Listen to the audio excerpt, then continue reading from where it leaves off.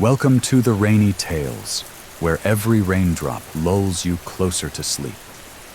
It's 2:17 a.m., and I'm about to share true stories that reshaped my life. Real encounters with mystery that taught me some secrets are best left undisturbed. Let the soothing rain calm your mind as you listen. And if you've ever felt that eerie chill in the dark, know you're not alone. Subscribe and hit the bell so you don't miss any chilling tales. And before we begin, tell me in the comments, what time is it for you and where are you watching from? Let's dive in. Story number 1.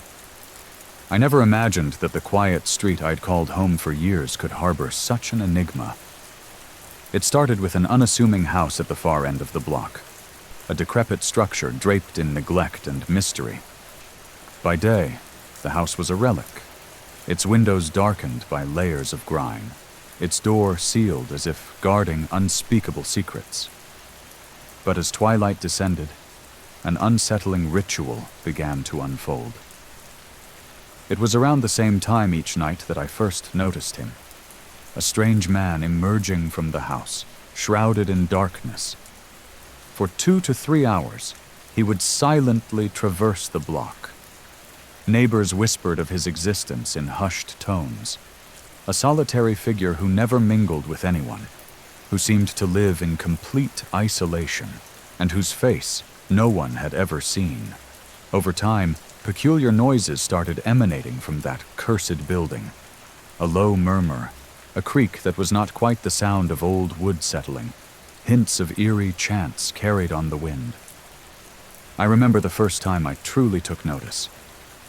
It was an overcast evening, and I was returning home after a long day when I saw movement near the house. At first, I thought it was just a trick of the light or my imagination. But night after night, the pattern repeated itself with relentless precision. The man would appear as if summoned by some dark ritual, and then vanish without a trace come sunrise. The mystery gnawed at me. Who was he? What compelled him to roam the streets under cover of darkness? And what connection did he have to that forsaken house, which no one dared enter for years? Curiosity eventually overcame caution. One cool evening, with the sky bruised by twilight, I resolved to follow him. I waited until the moment the figure emerged, a tall, deliberate silhouette that moved with an almost ritualistic grace. Clad in a long, worn coat that obscured his features, he stepped out into the dim streetlight and began his measured walk. I kept a safe distance, trailing him along winding, empty sidewalks. His footsteps were soft but insistent, echoing faintly against the concrete, and his presence seemed to pull the very shadows closer. He led me to the back of the house, where the crumbling stone facade and rusted iron gate gave the place an air of forbidden history. I hid behind a copse of overgrown shrubs, peering out as he paused before the door. For several long minutes, I watched him stand motionless, head bowed as if in silent communion with the building. Then, almost imperceptibly, he turned and disappeared inside. Unable to quell my mounting dread, I crept forward and listened. The house was unnervingly silent, except for an occasional creak that suggested life within its ancient walls.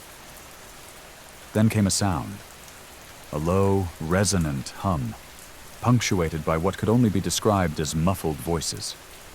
It was as if the house itself were speaking, revealing fragments of a hidden history too terrible to ignore. Over the next few nights, my vigilance deepened. I began documenting every detail, recording the times of his departures, noting the peculiar cadence of the sounds, and even mapping the precise route he took through our neighborhood. As I pieced together these observations, a disturbing narrative emerged. Local legends, spoken in cautious whispers among longtime residents, hinted that the house once belonged to a man obsessed with the occult. They said that decades ago, he had conducted unspeakable rituals, dabbling in demonic lore in a desperate bid for forbidden power.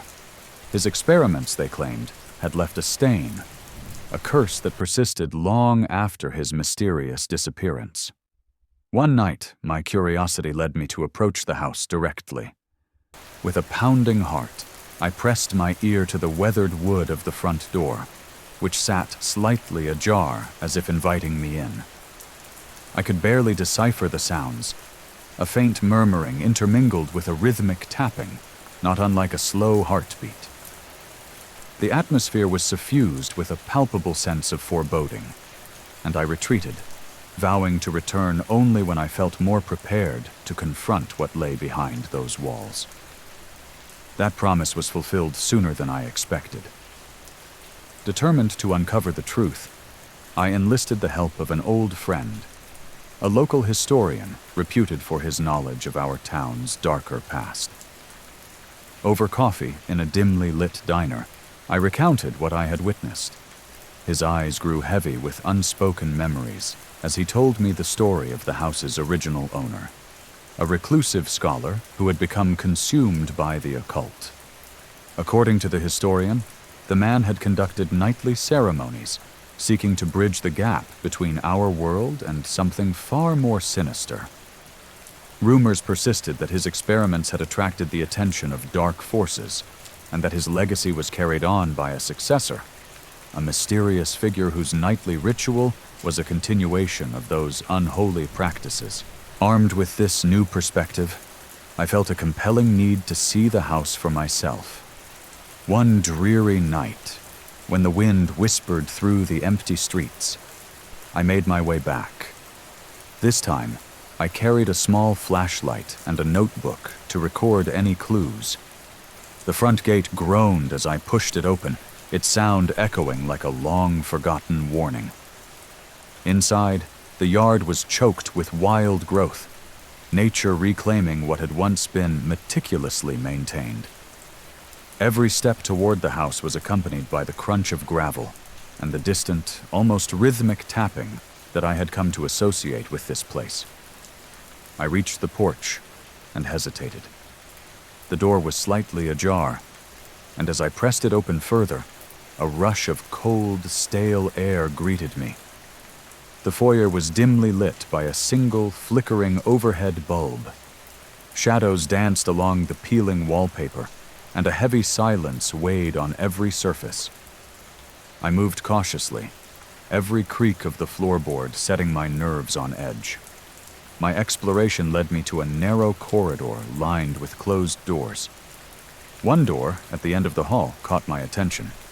It was slightly more worn than the others, its frame marred by deep scratches as if someone had desperately tried to claw their way out. I eased it open, half expecting the room to collapse in on me.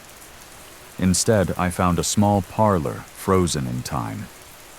Dust lay thick on old furniture, and a once grand portrait of a stern-faced man, presumably the house's original master, hung crookedly on the wall. In the corner, I noticed a series of symbols etched into the wood of a cabinet. They were crude, yet unmistakably deliberate, resembling arcane sigils that sent a shiver down my spine. Then, from somewhere deep within the house, came a sound, a low, almost mournful hum, accompanied by the distant clatter of what might have been metal on stone. I followed the noise down a narrow flight of creaking stairs that led to a basement. The air grew colder as I descended, and the weak beam of my flashlight barely penetrated the oppressive darkness.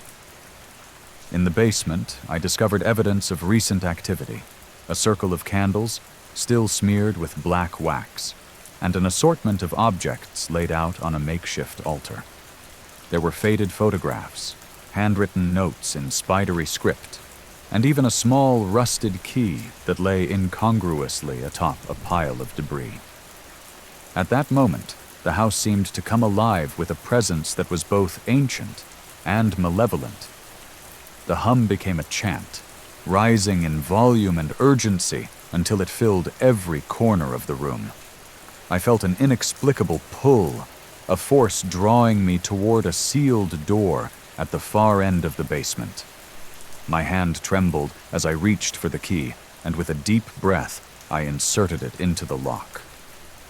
The door creaked open to reveal a cramped room, lined with shelves upon shelves of dusty, leather-bound books and arcane artifacts. In the center of the room, a large circular mirror dominated the space. Unlike the other mirrors in the house, this one radiated an unsettling energy, its surface rippling as if disturbed by invisible fingers. For what seemed like an eternity, I stood there, transfixed. Reflected in the mirror was not just my own terrified face, but fleeting images. A montage of cryptic symbols, shadowy figures, and glimpses of rituals that defied explanation. I couldn't tell if these were memories, visions of the past, or warnings of things yet to come. The oppressive energy in the room was overwhelming, and I felt as though I were standing on the precipice of an abyss.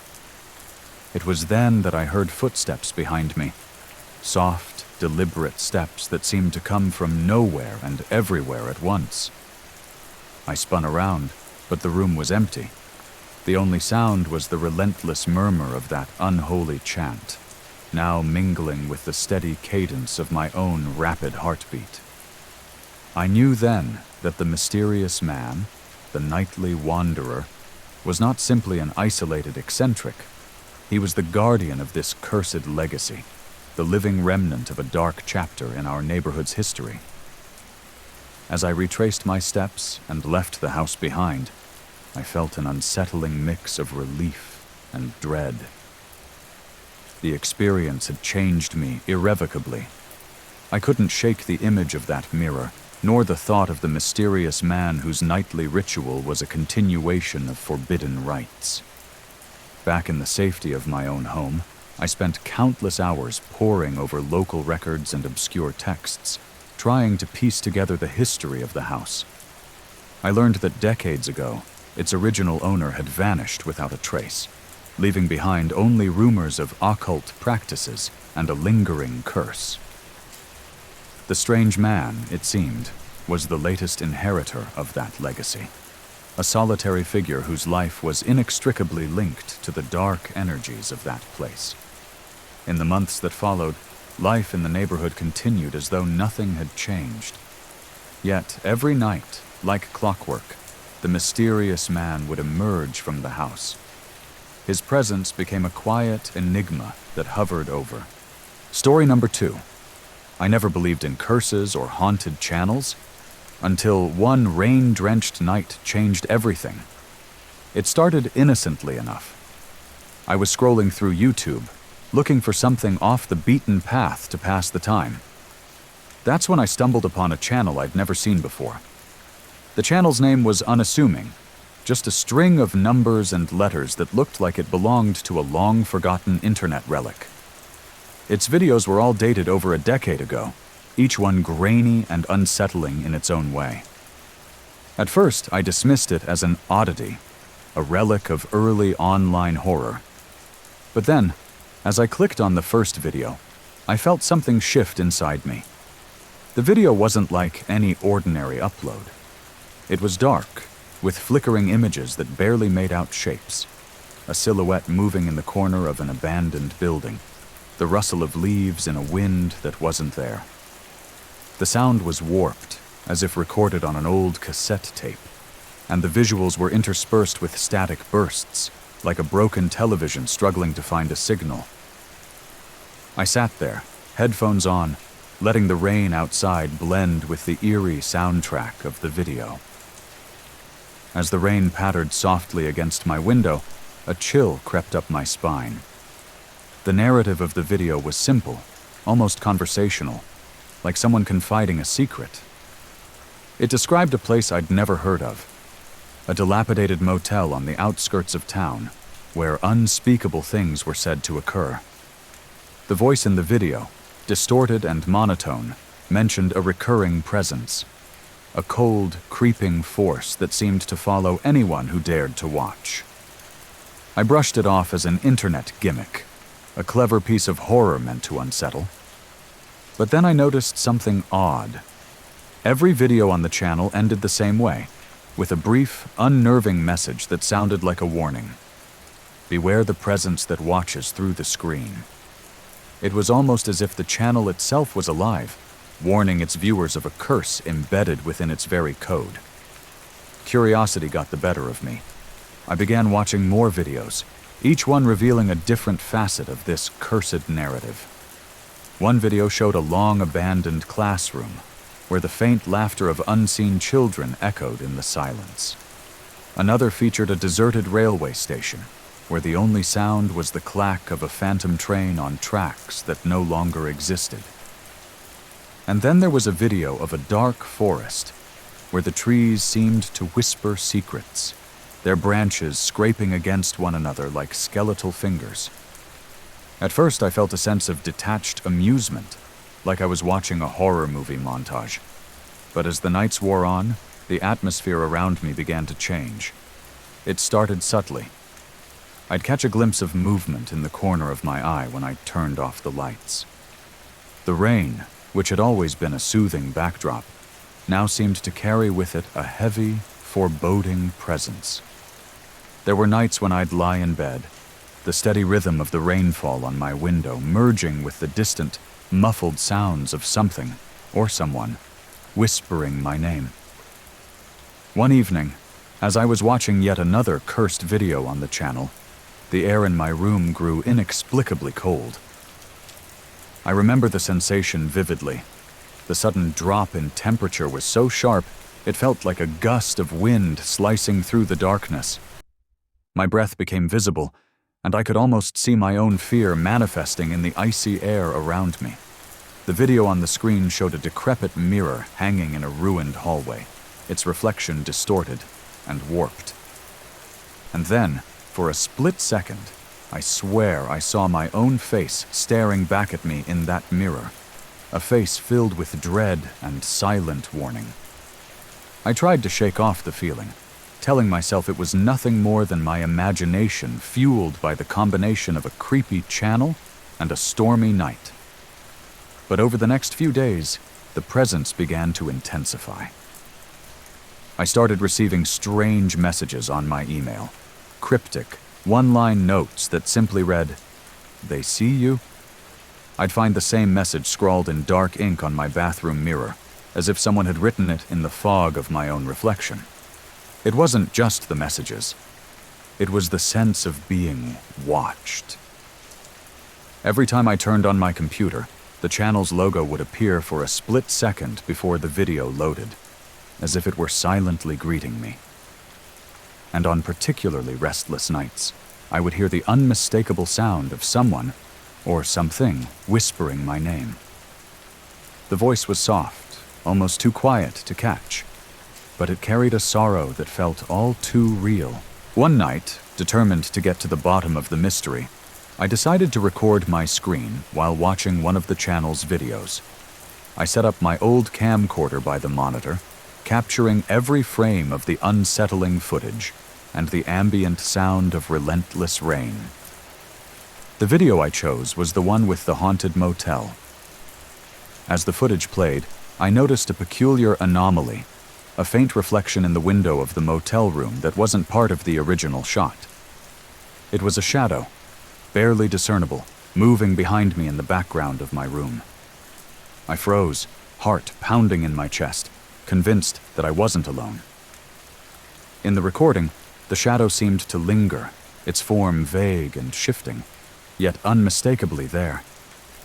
I rewound and played it again, trying to convince myself that it was a trick of the light. But deep down, I knew something was terribly wrong. The cursed channel wasn't just showing videos. It was somehow bridging the gap between its haunted past and my present, reaching out to tether itself to me. The realization hit me like a tidal wave. I had become entangled with something far beyond my understanding, something that thrived on the fear of its viewers. It was as if the cursed videos were a portal, a gateway that allowed a cold, sinister presence to seep into our world. I tried to delete the channel, to purge my computer of its taint, but the videos always reappeared, as if they were etched into the very fabric of the device. One particularly stormy night, When the rain was pounding against my window in an almost rhythmic insistence, I sat down with the channel open, determined to confront the curse head-on. I spoke aloud, my voice trembling as I addressed the presence I felt so keenly. "Who are you?" I asked into the silence, my words swallowed by the sound of the rain. For a moment nothing happened. Then the screen flickered violently, and the room plunged into darkness as a power surge knocked out the electricity. I fumbled in the darkness, my heart racing as I reached for my phone to use its flashlight. The soft beam of light revealed nothing but shadows dancing on the walls. But then, in the distance, I heard it. A soft, sorrowful moan that seemed to echo from the very corners of the room. The moan grew louder, accompanied by the unmistakable sound of footsteps, slow and deliberate, approaching from the hallway. I stood frozen, the beam of my phone trembling in my hand. The footsteps stopped right outside my door. I could feel an oppressive weight pressing down on me, as if the air itself had grown denser, suffused with despair. In that moment, I recalled the words from the cursed videos. "They see you." I realized that the presence wasn't just a figment of my imagination. It was real, and it had followed me from that ancient, haunted channel into my own life. The door creaked open slowly, as if pushed by an invisible force. My phone's light revealed a pale figure standing in the doorway. A figure that bore a striking resemblance to the shadow from the videos. Its eyes, dark and hollow, seemed to pierce through the dim light, and a low, mournful whisper emanated from it. "Stay with me." The words were filled with a mix of sorrow and menace, a chilling invitation I could neither accept nor resist. For what felt like an eternity, I was trapped in that moment of paralyzing fear. The figure stepped closer, its presence overwhelming every sense. The sound of rain outside continued unabated, a constant reminder of the night's relentless gloom.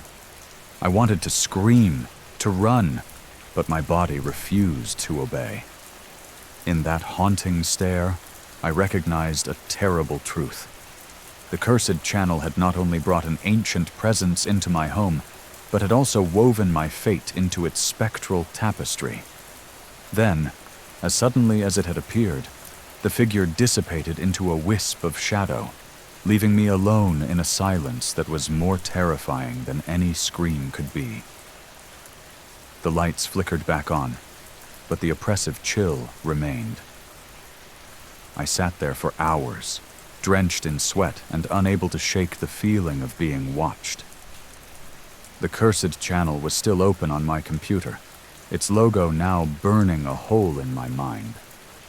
I eventually managed to force myself to shut everything down, hoping that the presence would fade away. But even now, on nights when the rain falls relentlessly, I can't help but glance at my darkened screen, half expecting to see that pale figure watching me from the doorway. The messages have stopped, but the memory of that night, the cold grip of fear, the sorrowful invitation, lingers like a ghostly imprint on my soul. If you ever stumble upon that ancient channel, heed this warning.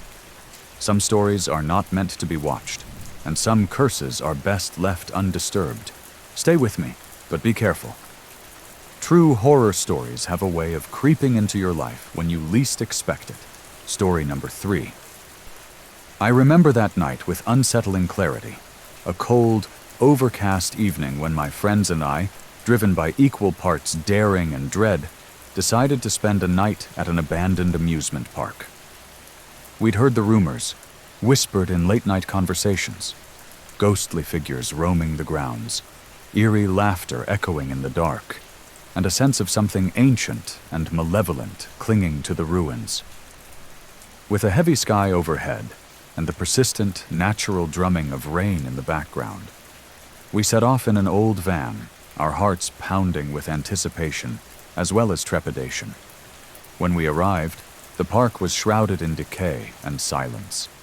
Once a beacon of joy and light, The faded neon signs now glowed dimly through broken glass, barely illuminating the rusted skeletons of rides and attractions. The grand entrance, with its peeling paint and cracked facade, seemed to whisper of long-forgotten celebrations and tragedies. I distinctly recall stepping out of the van, the damp pavement and the faint aroma of wet earth mingling with the bitter tang of rust, setting my nerves on edge before we even crossed the threshold. Inside, the darkness was palpable. I switched on my flashlight, its beam weak against the overwhelming gloom. The narrow paths were littered with remnants of a lost era, tattered posters, scattered tickets, and the echo of what once was laughter. Every creak of the broken sign and every rustle of overgrown weeds felt like the park was exhaling its sorrow. We wandered cautiously, our footsteps the only affirmation that we were still part of the living world. As we explored further, we found ourselves drawn to the central area, a decrepit carousel frozen in time. Its painted horses, their eyes dulled by years of neglect, seemed almost to carry a silent plea. We circled it, exchanging nervous glances when suddenly I heard something that made my blood run cold. A faint, almost imperceptible giggle, layered with a note of sorrow, as if a lost child was calling out from the depths of despair. The sound was so soft I could barely catch it above the rain's natural cadence, yet it carried an eerie significance that made us all pause. We moved on, the ambient patter of rain accompanying us like a constant, indifferent witness. Our route led us along a narrow, winding path toward an old funhouse. Its once bright facade was now a canvas of peeling murals and shattered mirrors. Inside, the dim light revealed fractured reflections that danced on the walls. At one point, as I passed a particularly distorted mirror, I swore I saw not my own trembling face, but that of a gaunt stranger with hollow eyes, a face that vanished as quickly as it appeared. I tried to dismiss it as a trick of the light, but deep down, I knew the park held secrets far darker than mere reflections. The atmosphere grew heavier as we pressed on, and the boundaries between our shared excitement and a creeping dread blurred. In the heart of the park stood a grand pavilion, an ornate structure that once hosted lively performances. Now, it lay in ruins, a ghostly shell echoing with memories of merriment turned melancholy. We hesitated at the threshold, drawn by an inexplicable pull. Inside, the remnants of the past were laid bare. A broken music box playing a faint, mournful tune, discarded remnants of cotton candy, and an old, yellowed newspaper clipping pinned to a wall with rusted nails. The headline read of a tragic accident that occurred decades ago, a catastrophe that took the lives of several children during a storm, much like the one that enveloped us now. It was in that pavilion that I first heard a voice, a soft, desperate whisper that seemed to emanate from the shadows. I could have sworn it called my name. My friends exchanged uneasy looks, and the sound of laughter, once so distant and faint, began to swell. Not the carefree giggles of children at play, but a hollow, spectral mirth that vibrated through the still air. The laughter echoed off the decaying walls, blending with the rhythmic sound of the rain. And for a moment, the past and present seemed to collide in a symphony of sorrow and terror. Drawn by equal parts curiosity and fear, we approached a small, rusted booth tucked away in a shadowed corner of the pavilion. The booth was barely illuminated by a flickering street lamp outside. Inside, the silence was overwhelming, until I noticed something written in hurried, almost frantic scrawls on the back of a dusty mirror. Evelyn. I later learned that Evelyn was a young woman who had vanished from this park under mysterious circumstances on a night much like this one, her story intertwined with the park's dark legacy. The temperature dropped suddenly, and our breaths became visible in the chill. A heavy, oppressive feeling settled over us as the spectral laughter grew louder, more insistent, seemingly surrounding us from every direction. I felt as though invisible hands were reaching out from the depths of the dark, their touch both sorrowful and sinister. The park itself seemed to shift, its familiar pathways now warped by an otherworldly mist. Every step felt like a journey deeper into a nightmare from which there was no easy escape. We decided, with hearts pounding in unison, that it was time to leave. But the park wasn't ready to let us go so easily. As we retraced our steps, the path we had known seemed to twist and turn in unexpected ways. The once clear exits were obscured by shadows and the relentless, natural sound of rain, which had become almost a metronome of our terror.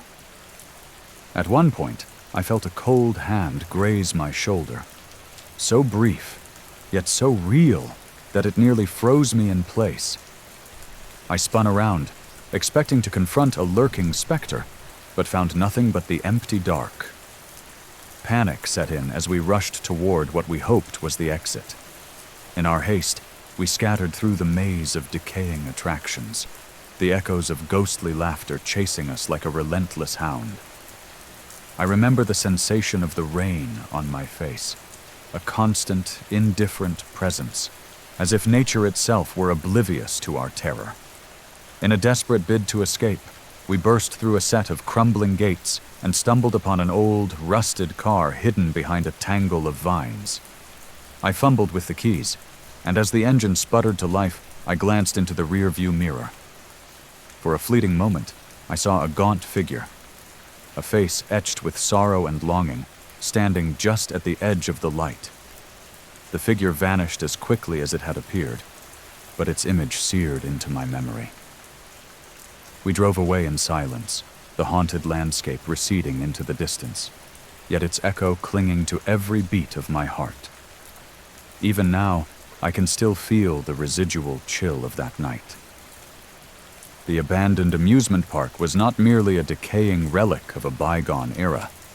It was a place where the veil between the living and the dead had been all too thin. The ghostly figures, the echoing laughter, and the inexplicable presence we encountered continue to haunt my dreams. I sometimes wake up, the soft patter of rain still playing in the background, with the eerie sounds of that long-forgotten park whispering in my ear. If you ever feel the urge to explore the remnants of abandoned joy, remember this: some places are best left undisturbed. The echoes of the past may reach out to ensnare you, binding you to a legacy of sorrow and terror. This isn't just a ghost story, it's a confession. A warning from someone who witnessed firsthand the blurred line between the living and the spectral. Story number 4. I work the midnight shift at an aging office building, a place that, on most nights, hums with the quiet rhythm of routine and the soft, unyielding patter of rain against the windows. It's a building with a history too thick to be swept aside. Its halls hold whispers of long-forgotten secrets. That night, as the rain provided a steady, natural backdrop to my solitary vigil, everything changed. It started with a single phone call. I was alone in the security office, monitoring grainy camera feeds, when my desk phone rang. I hesitated. Late-night calls are unusual enough, but curiosity won over caution. I picked up the receiver. All I heard initially was a low, static-laced hum. Then, a voice emerged, soft yet insistent, as if speaking directly into the quiet spaces of my mind. "Do you know what lies beneath these walls?" the voice asked. It wasn't threatening, just a whispered query that carried an undercurrent of urgency.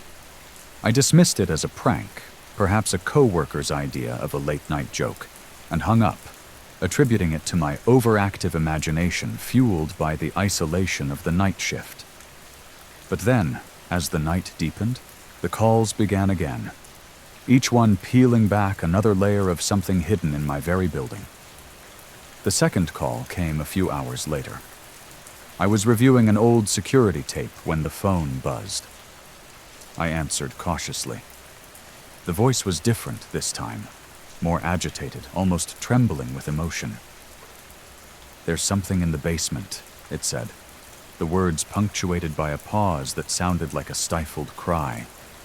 I couldn't shake the feeling that the voice was both pleading and warning me, as if urging me to look deeper into the building's shadows. I spent the next half hour pacing the corridors, my flashlight slicing through the dark. The rain continued its gentle, unyielding rhythm outside, a constant, ambient reminder of the night's chill. I made my way to the basement door, its metal frame cold and unwelcoming, but found nothing out of the ordinary. The corridor beyond was empty, filled only with abandoned maintenance rooms and long-forgotten supplies. I closed the door, trying to quell the uneasy feeling gnawing at me. Then, the calls escalated. One voice, almost desperate now, detailed secrets I'd never known. It spoke of a hidden room behind a false wall in the building's oldest wing, a room used for clandestine meetings, where decisions that altered lives were made in hushed tones. I remember the words clearly. They built this place to hide the truth, and now the truth is calling out to you. The voice faded before I could ask any questions, leaving only a trail of static and my racing heart. The following hour became a blur of unease. Each call revealed another piece of the puzzle, a secret file tucked away in a dusty archive room, cryptic documents mentioning names and dates, and even a faded photograph of a man who resembled the building's long-retired owner, a man rumored to have vanished without a trace decades ago. The voice wasn't malicious. It was as if it was trying to communicate a confession from beyond, an admission of guilt and regret. I couldn't tell if the caller was a ghost, a victim of the building's dark past, or something else entirely. Throughout it all, the rain remained, always present, a constant, almost hypnotic cadence that both soothed and amplified the tension. It was as if nature itself was watching, its endless rhythm framing the surreal events unfolding inside those walls. I tried to piece together the clues while my mind raced. I began exploring areas of the building I'd always assumed were mundane. Late one call, I found a narrow, locked door in a forgotten corner of the second-floor hallway. The lock was rusted, and behind it lay a cramped room filled with dusty ledgers, stacks of paper, and a solitary, faded portrait of the building's former owner. My hands trembled as I leafed through the records. They chronicled meetings, whispered conspiracies, and decisions that led to the downfall of careers, families, even lives. A third call shattered any remaining semblance of calm. The voice, now urgent and filled with despair, said, "You're part of this too. Look behind the mirror." I was in the staff lounge at that point, a small break room with a dusty old mirror hanging on the wall. I approached it slowly, my reflection warped by the flickering fluorescent light overhead. With a shaky hand, I peered closer. For just a heartbeat, I saw something. A fleeting glimpse of a figure standing behind me, its eyes filled with sorrow. When I turned, the room was empty, save for the relentless sound of rain outside. Yet the chill that followed was unmistakable. Every call, every revelation, pulled me deeper into a conspiracy that I was never meant to uncover. It became clear that the building was more than just a backdrop for routine work. It was a vault of secrets, a witness to deeds that should have been consigned to oblivion. The voices on the phone began to intertwine, their messages overlapping, forming a tapestry of betrayal, guilt, and an unending thirst for redemption. I learned that decades ago, during a particularly vicious storm, much like tonight's, a cover-up had been orchestrated within these very walls. The building had been used as a front for dangerous deals and the silencing of those who dared to question the powerful. And now, the unresolved crimes sought closure through me, the one person left to hear their unspoken truth. At one point, as the calls became too frequent to ignore, I decided to record them, hoping that by gathering the evidence, I could piece together the hidden narrative. I set up my recorder on the edge of my desk, the soft hum of the rain in the background, lending an almost eerie accompaniment to the disjointed voices. I listened, entranced, as the recordings revealed layers of whispered confessions and cryptic warnings. Each word resonated with the echo of lives disrupted, of promises broken in the dark. The climax came near dawn. The final call arrived without warning, its timing almost orchestrated by the unseen forces at play. The voice was no longer fragmented by static or hesitation. It was clear, almost pleading. "Find the key, beneath the floorboard of room 13, it said. The urgency in the voice was palpable, driving me to act immediately. Room 13 was part of the building's old administrative wing, a place I rarely visited. I made my way there, the building's silence punctuated only by the persistent rainfall that mirrored the beat of my anxious heart. Inside room 13, the air was thick with dust and the weight of decades. The furniture was draped in white sheets, and the only light came from a single, flickering overhead bulb. I searched the room, running my fingers over the faded floorboards until I found one that was loose. Underneath, wrapped in a brittle cloth, lay an old key, tarnished by time, but undeniably real. My pulse quickened as I realized that this key might unlock not just a physical door, but the secrets of this entire building. In that moment, a heavy silence fell. I felt the unmistakable sensation of being watched, a presence that, until now, had only been hinted at through mysterious phone calls. The air in the room turned cold, the gentle patter of rain outside intensifying as if to underscore the gravity of the revelation. I held the key in my hand, its weight a reminder of the hidden truths that lay just beneath the surface of everyday life. I never did find out exactly who made those calls, or whether the voices were echoes of past wrongs or something entirely supernatural. What I do know is that, from that day on, the building never felt the same.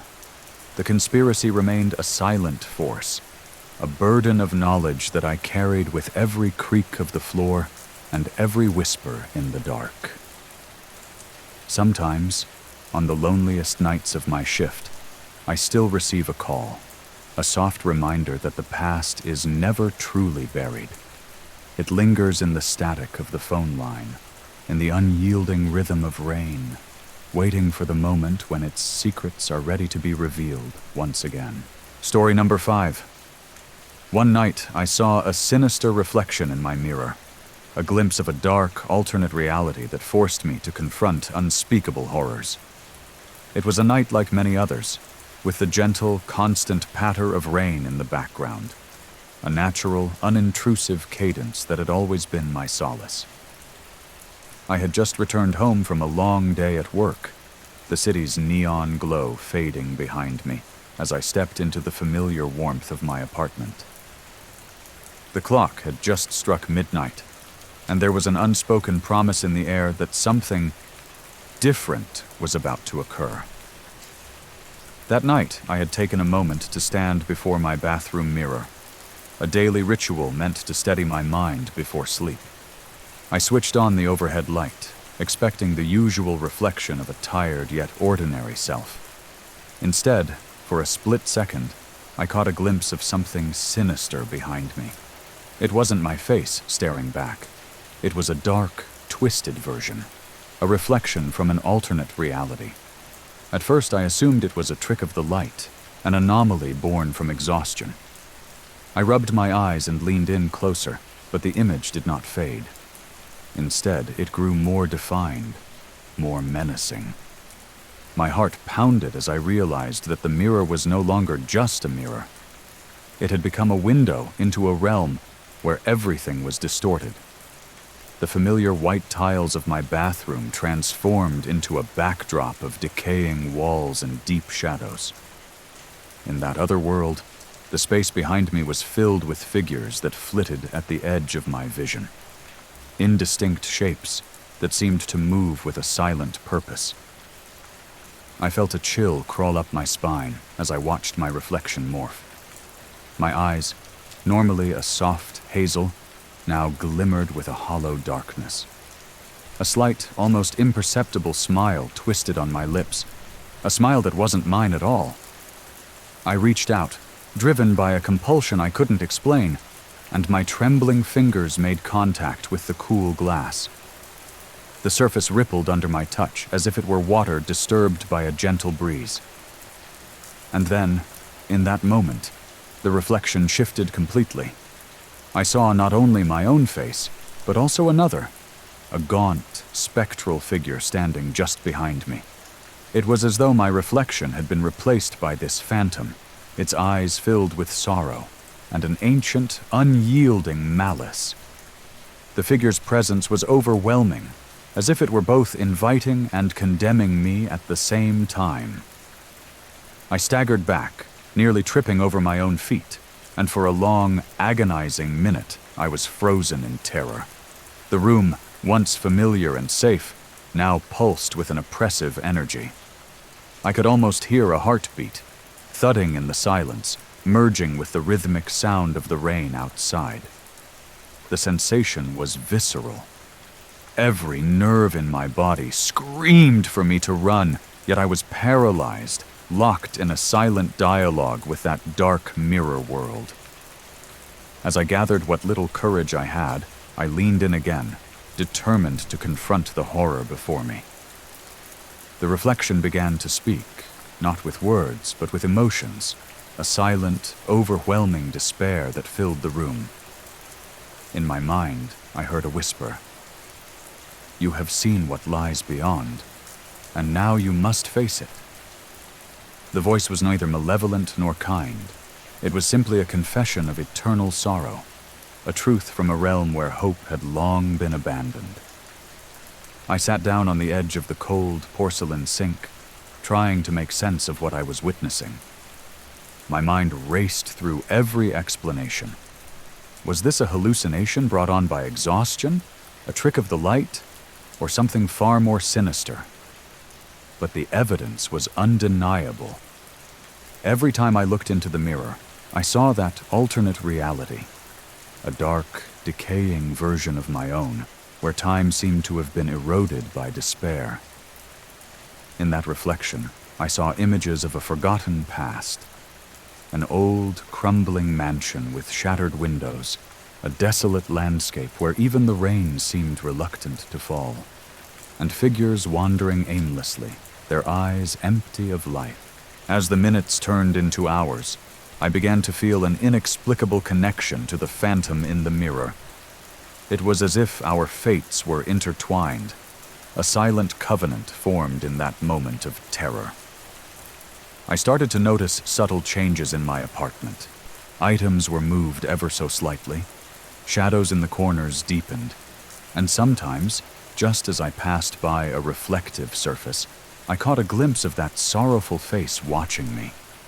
I tried to convince myself it was merely my imagination, but the feeling of being constantly observed was relentless.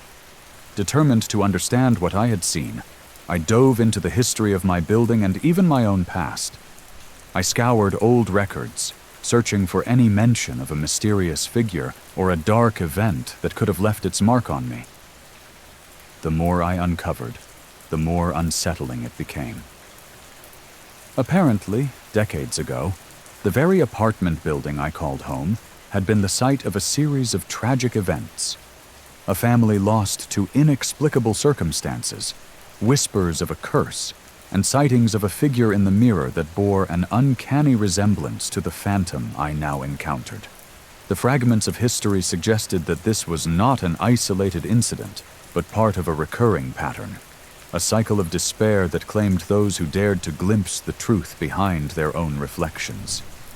The mirror, I began to understand, was not merely a passive object, but a gateway, a conduit for the echoes of lost souls and forgotten tragedies. Each time I looked into it, I was forced to confront a version of reality that was both terrifying and profoundly sad. The phantom's eyes told a story of regret and longing, as if it were trapped between two worlds, yearning to escape the darkness, but unable to break free of its own despair. One night, unable to bear the constant torment of uncertainty, I decided to confront the mirror fully. I sat in front of it, in the dim glow of a single lamp, the rain outside softly lulling the chaos within me. "What do you want from me?" I whispered, my voice barely audible over the steady beat of water against the window. For a long moment, nothing happened. Then, slowly, the phantom's reflection began to fade and merge with my own. In that merging, I saw flashes of memories that weren't mine. A child's laughter turning to cries, moments of joy dissolving into heartbreak, and scenes of an old world falling apart. It was as if I were witnessing the final moments of countless lives, their voices merging into one sorrowful echo. In that transient moment, the boundaries between the two realities blurred, and I felt a surge of overwhelming empathy for the phantom. I understood that it was not my enemy, but a mirror of my own suppressed fears and unresolved grief. It was a manifestation of the hidden horrors that everyone carries within, those dark parts of our souls that we dare not face.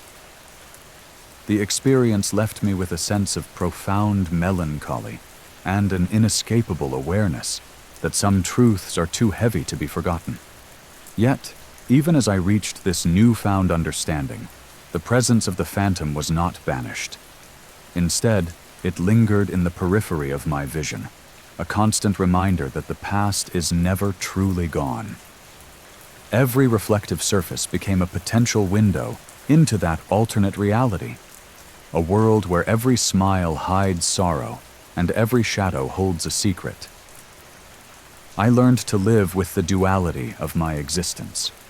By day, I functioned in the light of normalcy, but by night, the mirror reminded me of the darkness that lay just beneath the surface of everyday life. Now, even months later, I sometimes catch myself staring into a glass, half expecting to see that dark, sorrowful figure lurking behind my reflection. The experience has changed me, instilling in me a perpetual wariness and a deeper understanding of the fragile boundary between our world and the one that mirrors it. I have come to see that our reflections are not merely images. They are windows into our inner truths, gateways to the parts of ourselves that we often try to hide away. And sometimes, those hidden parts can manifest in ways we never imagined. I still hear that whisper in the silence of the night. And every so often, when the rain falls just right, I swear I see that other world, a dark, alternate reality that beckons me to remember the forgotten, to acknowledge the unspoken horrors that dwell within the mirror's depths. I share this with you not as a cautionary tale, but as a confession. A glimpse into the night when my reality split open, forcing me to confront the unspeakable horrors that lie hidden behind the glass. Story number 6. I had always sought solitude in nature. So when the chance arose to camp in an ancient forest known by locals simply as the Whispering Forest, I jumped at it. The forest's reputation was shrouded in mystery, tales of disembodied voices, and inexplicable happenings that had been passed down for generations. I dismissed those stories as mere folklore, relics of old superstitions. But nothing could have prepared me for what I experienced that night. I arrived at the forest as the sun dipped low, the sky awash with muted purples and soft oranges that gradually surrendered to twilight. The trees, towering and gnarled, stood like silent sentinels around a small clearing where I pitched my tent. There was an immediate sense of antiquity in the air, a heavy, almost tangible atmosphere of secrets and bygone eras. The forest floor was carpeted in damp moss, and fallen leaves that whispered underfoot, and a cool breeze carried the scent of earth and decaying wood. That first night, as I settled by a small campfire, I listened to the natural chorus of the forest, the rustling leaves, the distant call of an owl, and the occasional snap of a twig. I tried to convince myself that these were just the sounds of nature, nothing more. But as the fire dwindled and darkness deepened, I began to sense something unusual. It started with a faint murmur, almost like a murky whisper carried on the wind. I strained my ears. At first I thought it was just the wind through the trees. Yet, as minutes passed, the murmur grew into distinct, albeit soft, voices. I couldn't tell if the voices were speaking words or just fragmented sounds that hinted at a language long forgotten. They were low and rhythmic, punctuated by what I later realized were measured footsteps on the forest floor. A chill ran down my spine, a chill that had nothing to do with the cool night air. It was as if the voices were calling me, guiding me somewhere deeper into the forest. Despite a growing sense of dread, curiosity outweighed my fear. I left my small tent and grabbed my flashlight, determined to follow the sound. The beam of light cut through the darkness, revealing a narrow trail barely visible between ancient trees. With every step, I could feel my heart pounding louder, each crunch of dead leaves beneath my feet echoing in the stillness. The voices seemed to merge with the ambient sounds of the forest until they became a clear, almost hypnotic invitation. This way? This way? It wasn't a single voice, but rather a chorus of soft, insistent murmurs that guided me. I followed the sound, moving cautiously along the narrow path. The forest around me grew denser, the trees looming so close that their twisted branches formed eerie silhouettes against the faint light of my flashlight. I could feel an unseen presence, an undeniable feeling of being watched, but I pressed on, driven by an inexplicable pull. As I walked, I noticed that the footsteps I heard earlier weren't just in my imagination. They matched my pace, echoing softly behind me as if someone, or something, was following. At first I turned around, expecting to see a fellow camper or perhaps a local wanderer. But there was nothing, only the dense darkness of the forest. Every time I glanced over my shoulder, the trail was empty, yet the feeling persisted. The path eventually led to a clearing. Here, the trees parted to reveal an ancient mound of earth, partially covered in moss and creeping ivy. In the center of the clearing was a low stone structure, a mausoleum, perhaps, or a crypt of some kind. The structure was overgrown, its stone walls weathered and inscribed with symbols that I couldn't decipher. It radiated an unsettling energy that made my skin crawl. I approached the stone structure, my every step hesitant. The voices were louder now, seeming to emanate directly from the mound. I felt compelled to examine the carvings up close. The symbols were intricate, swirls and angular lines that hinted at rituals or invocations. As I traced my fingers over the cold, rough stone, the voices grew even more insistent, as if urging me to look beneath the surface. That's when I noticed a small, almost imperceptible seam in the stone floor. My pulse quickened as I realized that the mound wasn't merely a tomb, it was concealing something. The voices seemed to murmur in a single, urgent cadence. Beneath the stone. Driven by a mix of terror and irresistible curiosity, I knelt beside the structure and began to brush away the thick layer of dirt and moss. My hands trembled as I uncovered what appeared to be a narrow gap, just large enough to crawl through. For a moment, I hesitated, caught between the instinct to flee and the need to uncover the secret that had been calling me. The forest around me seemed to hold its breath, the usual sounds fading into an expectant silence. Finally, I squeezed myself into the gap. The narrow opening led to a descending passage, the air inside cool and musty with the scent of centuries-old earth. The sound of my own breathing and the faint echo of my footsteps on stone filled the cramped space. As I made my way downward, the passage opened into a small chamber. In the center of the chamber lay a stone slab, half buried in dirt and debris. Carved into the slab were more of those same strange symbols, now glowing faintly in the dim light of my flashlight. It was as if the carvings were alive, pulsing with a dark, otherworldly energy. I knelt down and gently brushed away the layers of dirt until I could read an inscription. The words were archaic, but I managed to decipher a fragment.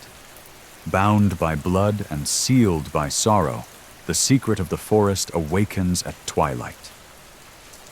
A surge of fear shot through me. This was no ordinary grave or forgotten relic. It was a sealed secret, something ancient and dangerous that the forest had long concealed. The voices outside now blended with a new sound, a rhythmic thumping, as if something deep within the earth was stirring. I realized with mounting horror that the voices and footsteps had been guiding me not just to any hidden secret, but to something that had been intentionally buried, perhaps to keep it from ever emerging into the world of the living.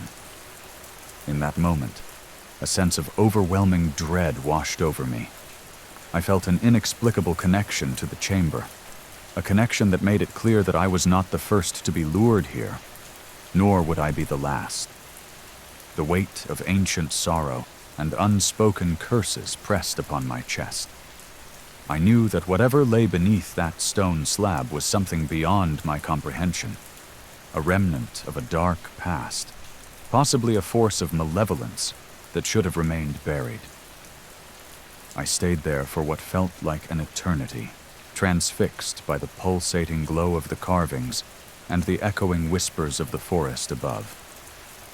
Then, as suddenly as it had all begun, the rhythmic thumping ceased, and the chamber fell silent. The only sound was the soft hum of my own heartbeat, amplified by the stillness of the ancient space. Terrified of what I might have awakened, I scrambled back through the narrow passage, emerging into the cool night air of the clearing. The forest around me seemed to sigh in relief as I escaped, but I knew that the secret I had uncovered would remain a part of the forest, waiting for the next unwitting soul to disturb it. I made my way back along the trail, every step echoing in my mind like a warning, a reminder that some secrets are buried for a reason. Back at my campsite, I couldn't sleep. I sat by the dying embers of my campfire, the memory of the whispering voices and the ancient carvings seared into my mind.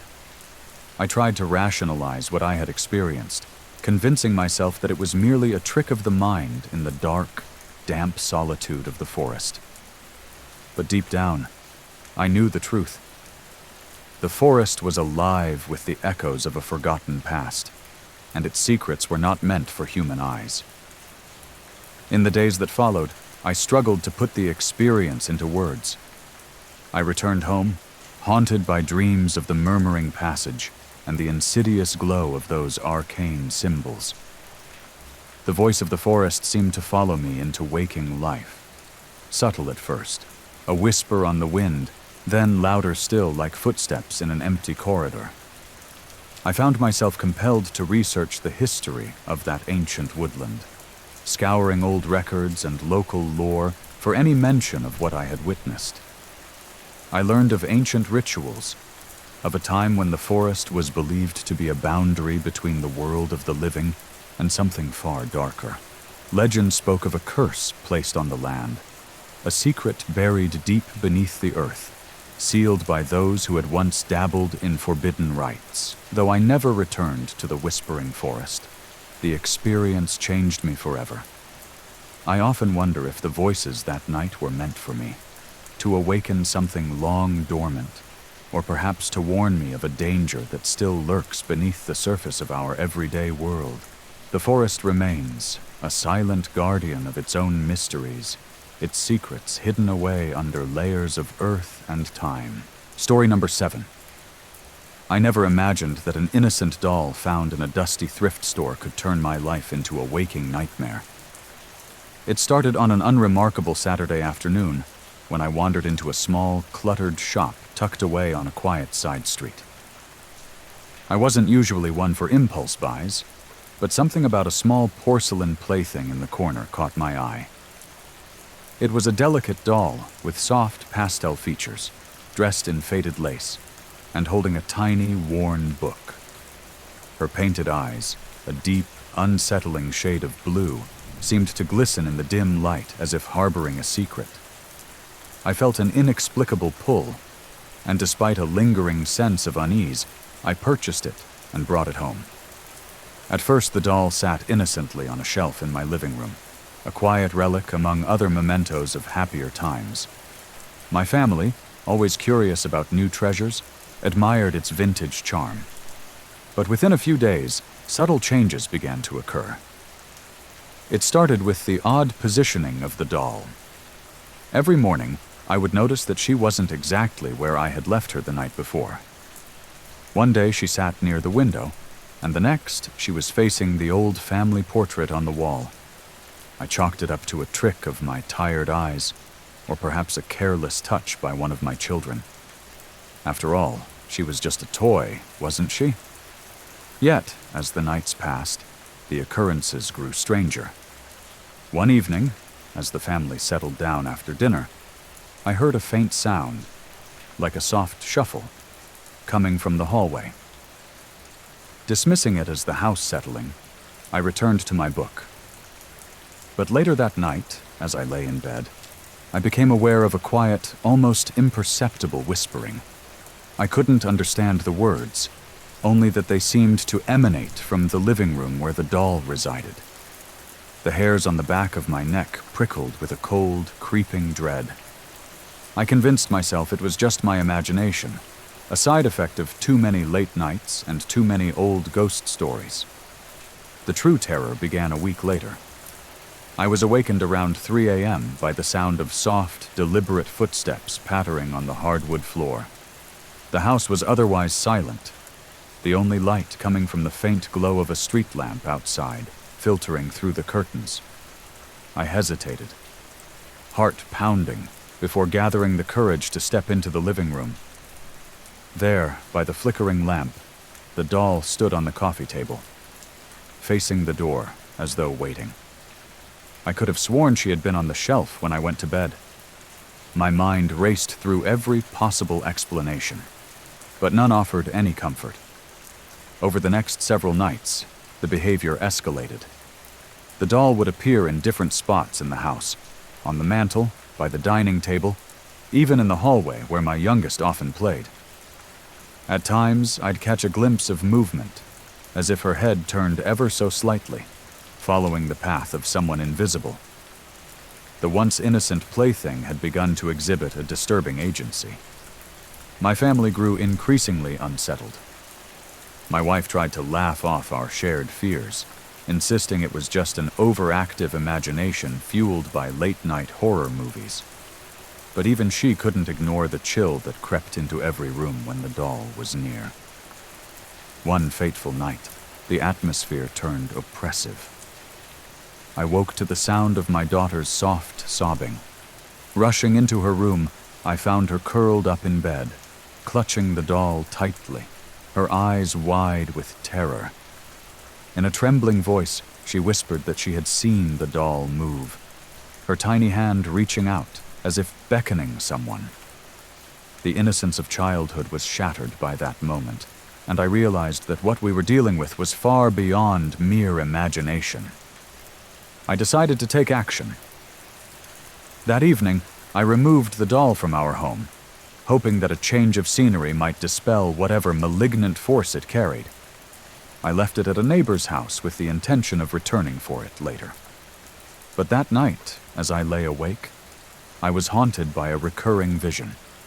The doll's painted eyes, glistening with a cold light, watching me from the dark corners of my mind.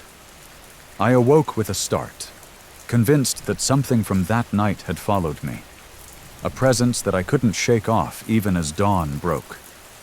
The next day, I ventured back to retrieve the doll, determined to finally put an end to its mysterious influence.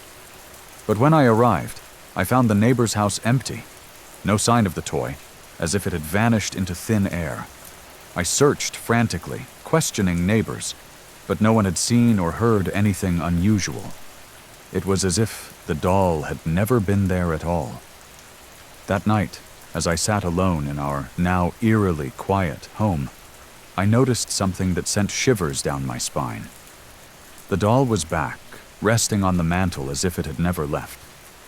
Its presence was undeniable, its silent stare a challenge I could no longer ignore. Desperation drove me to seek answers. I began researching the doll's origin, delving into old records and speaking with the thrift store owner. I learned that the store had acquired many of its items from an estate sale years ago, a sale that included a collection of antiques with murky histories. One tale, in particular, stood out. A story of a porcelain doll believed to be cursed by a heartbroken soul left behind after a tragic loss. The doll, they said, was a vessel for restless energies, a silent witness to sorrow and anger too profound for the living to bear. The idea that something so sinister could be contained within such a small, delicate object was almost too horrible to comprehend. I tried to rid my home of the doll through various means, burning it, burying it, even attempting to cleanse it with rituals I found in obscure folklore. Each attempt was met with an even stronger resistance. The doll always returned, unscathed, its eyes still shimmering with that inexplicable, unsettling light. It was as if it was determined to remain, a constant reminder of the darkness that had latched onto our family. The situation reached its climax one stormy night. I had just tucked my children into bed when the power went out, plunging the house into a suffocating darkness. I fumbled for a flashlight and made my way through the hall when I heard it. A soft, rhythmic tapping coming from the living room. I crept toward the sound, my heart hammering in my chest. And when I reached the doorway, I saw the doll seated in the middle of the floor, illuminated by a stray beam of lightning that flashed through the window. Its head was turned at an unnatural angle, its porcelain face eerily calm, as though it had been waiting for me.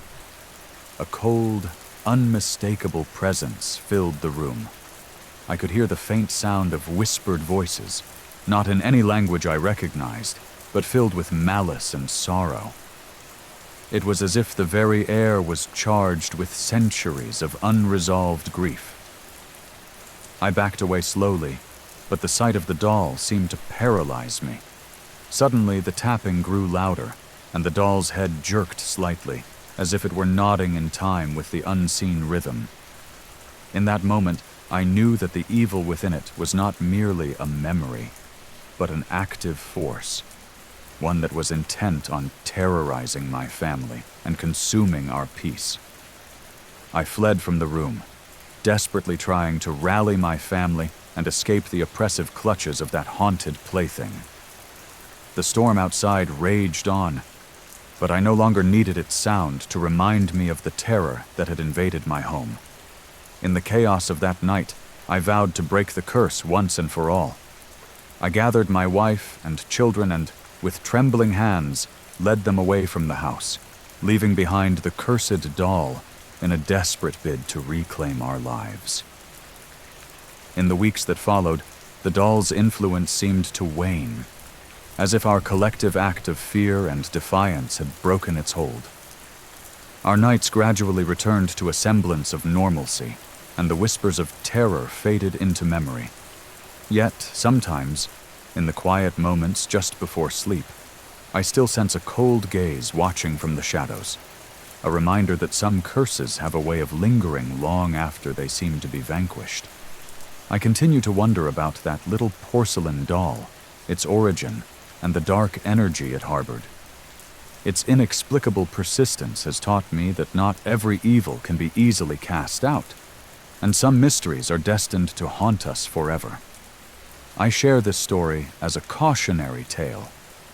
Be wary of the things you bring into your home, for even the most innocent-looking treasures can conceal horrors beyond your imagination. And that concludes our chilling accounts. But remember, these stories aren't just fiction. If you enjoyed this, don't forget to like, share, and subscribe for more terrifying true tales. Sleep tight if you can. Until next time, stay safe in the dark.